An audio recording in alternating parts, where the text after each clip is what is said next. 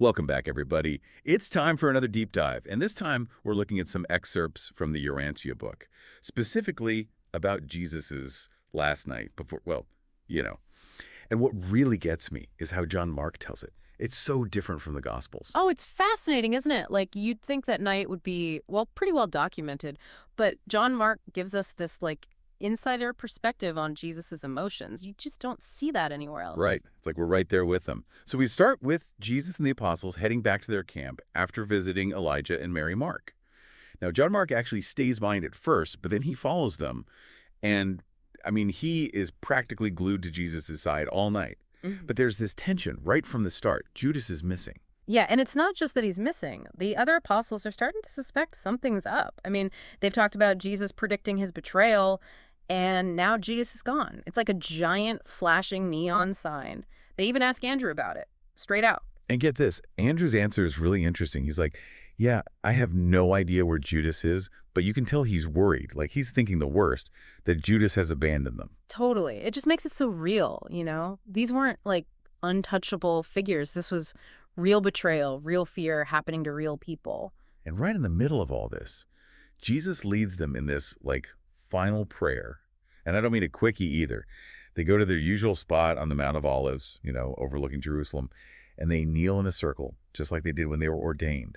Talk about setting the scene. Oh, absolutely. And the prayer itself, wow. He's basically acknowledging to God that his time has come and he's asking to be, glorified. But then he goes on about giving eternal life to these, get this, faith sons of God. Faith sons of God. Now that's a phrase? Mm-hmm. So what's the Urantia book say about that? What does that even mean? Well, it's not about literally being someone's kid. It's about this deep spiritual connection. By believing in Jesus, by following his teachings, you become a son of God spiritually, and boom, eternal life. And it's not even like you got to wait to die. You can tap into that, right now, by aligning yourself with God's will. So it's like reaching this whole other level of existence, but still here. Exactly. And then Jesus's prayer takes another turn. He's not just talking about keeping his followers safe. He's praying for them to be united, really deeply connected, the same way he's connected to God. Okay, but here's the kicker. He's not saying they all have to be the same, believe all the same things, right? Exactly. He's all about them being individuals within that shared faith. Hey, you do you disagree, no problem, but we can still be connected on this deeper level. Now, that's a message I think we could all use a little more of these days. You said it. And it really plays into the whole Urantia book idea of the universal father, right? This God who loves and accepts everyone, differences and all. Yeah, it's not your typical conformity and blind faith message, that's for sure. And then he even says that everything that belongs to God is now his. Talk about a deep bond. It's huge. And then he talks about how he's revealed God's name through his life, through what he's taught. You've been studying this book for a while now.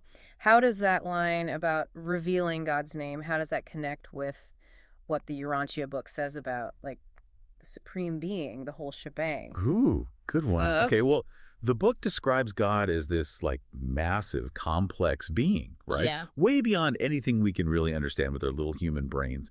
So maybe when Jesus is talking about revealing God's name, it's not like a literal name. It's more like he's showing us what God is like, on a level that we can actually grasp. It's like he's saying, want to understand God. Look at me. Look at how I lived. Exactly. And that's when you really start to see the weight of it all sinking in for Jesus as the night goes on. It's like, whoa, this is really happening. And you start to see it, these human emotions just pouring out of him. The excerpts even talk about how he was sweating, profusely because of the anguish. It makes you remember, even divine, he was still human, feeling that fear. And then there's Gethsemane. We've all heard about it, but reading it here in these excerpts, the rawness, is he's praying to God, asking if there's any possible way to avoid what's coming.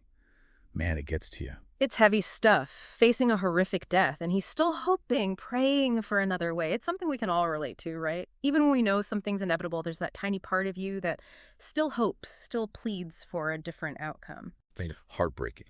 But here's where it gets really interesting. Even with all the anguish, wanting another way out, he still chooses to accept God's will. And he doesn't just tacitly accept it either. He completely owns it. He's like, not my will, yours. Let's do this. Now that takes guts. Talk about strength. It's like he's showing us that real strength isn't about avoiding the hard stuff, but facing it head on with your faith intact. Makes you think, how often do we try to weasel out of tough situations Yeah. instead of just facing them, trusting that maybe, just maybe, there's something bigger at play? You got it. It's like this universal struggle, wanting to be comfortable, but also knowing deep down that sometimes you got to go through the fire to grow. And speaking of facing things head on, can we talk about the apostles for a sec? I mean, here's Jesus going through this massive internal struggle, and they're doing what most of us would probably do, snoozing. I know. Right, you'd think they could at least try to stay awake. They were wiped. Those last few days had been intense, to say the least, but Yeah. still, it adds another layer to the whole thing, you know? Like, they're armed and ready to throw down for this guy, but they can't even offer him a little comfort in his final hours. So human, right? Yeah. We all fall short sometimes, especially when we're tired, stressed, or just plain caught up in our own heads.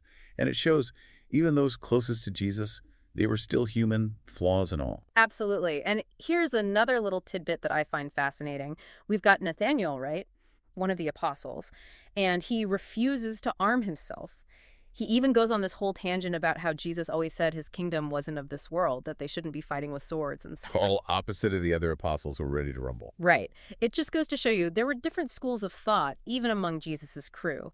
Nathaniel's stance, it's like this reminder that there's always been more than one way to live out your faith. What matters is that you walk the walk, even when it gets tough. And it's not like Nathaniel was being naive either. He was choosing to trust what Jesus had taught, even with danger staring him in the face. Really makes you think about what faith actually means. It's about believing in something bigger, something beyond ourselves, even when it seems impossible. But amidst all this, it's important to remember Judas is out there making deals with the devil, basically. And Jesus knows it. He even sends messengers out, saying his goodbyes, getting ready for what's next. It's like that moment with David Zebedee, the one who volunteered to stand guard and even made sure Jesus' family was safe. Jesus, he thanks him for his loyalty, even promises they'll work together in the eternal kingdom. Talk about comforting your friends while your world's falling apart. It's powerful stuff, right? Comforting your friends when you're the one steering down the barrel. And we've seen so much of Jesus in these excerpts. His strength, his doubts, that unwavering faith. But even facing death, he's still thinking about everyone else. It's pretty amazing. There's this part where he's saying goodbye to Andrew, and he's like, look, keep everyone together, okay? He even tells Andrew to make sure the others are strong, reminds him that he's been preparing them for this. Passing the torch, right? Yeah. Trusting them to carry on his mission. Although, it's funny, the excerpts mention that most of them still don't really get it. They think they've got time, like the authorities will wait until morning or something. Still thinking like regular folks while Jesus is on a whole other level. It just shows you, even after everything, they didn't fully grasp what was happening. And speaking of being on another level, we got to talk about John Mark, our favorite eavesdropper. This guy, he just can't get enough. I know, right? His dedication is almost comical. He's supposed to be keeping watch, but he is so fixated on Jesus that he ditches his post and follows them. He even hides in the bushes at one point just to be near. Like a spy movie. Peeking through branches to catch a glimpse of Jesus in the garden.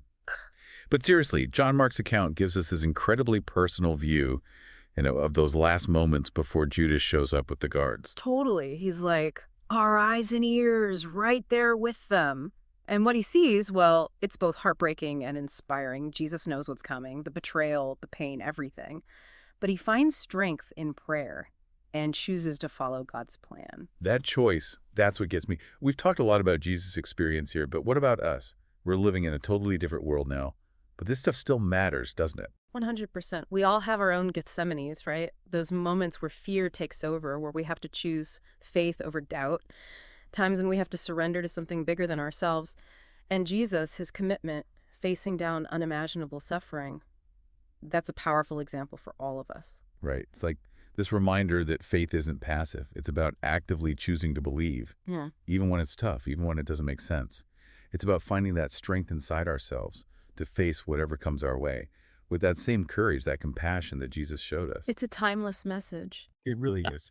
So next time you're feeling lost, a little uncertain, come back to this deep dive. Remember Jesus' faith, his heart, his willingness to let go for something bigger. You might be surprised at the strength you find in yourself. And that's our deep dive for today. Until next time, keep searching, keep asking questions, and keep diving deep.